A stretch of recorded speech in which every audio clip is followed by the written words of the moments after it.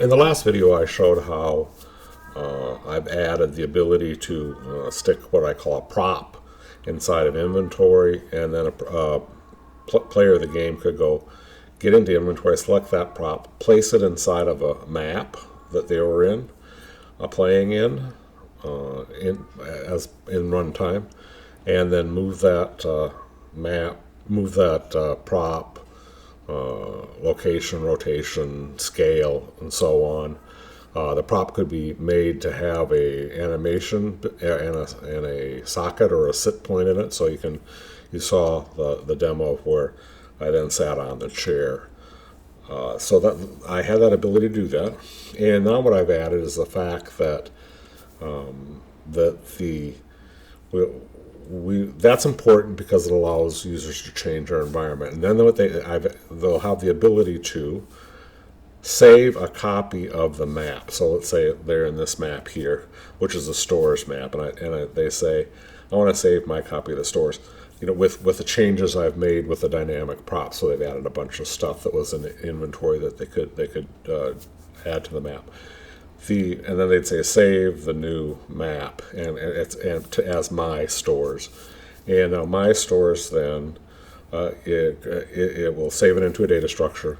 Eventually that data structure will be persisted into AWS, but right now it just works for the life of as long as you've got the executable running. But at any point it says here is where all the props are. So it stores an array that says here are all the dynamic props added, and here's their rotation, location, scale, and so forth, and animations they use.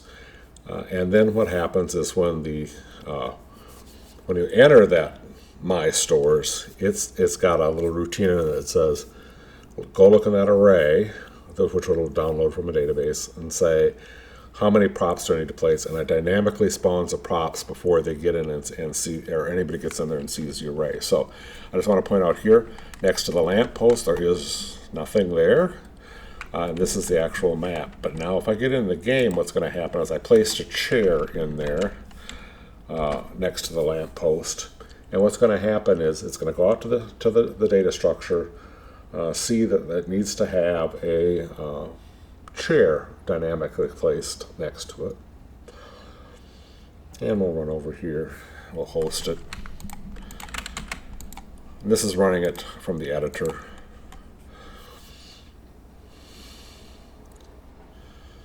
And there you see a chair over there.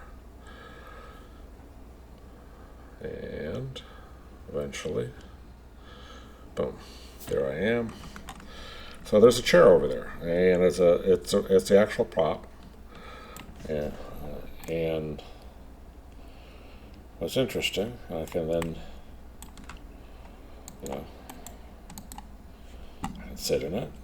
Everything still works. So dynamic props. So this is a way that people will be able to customize the maps in the game. One of the things I didn't show is if I go ahead and I'll stand him up, or I'll close him, I'll delete the object. I can delete the object first. Ah!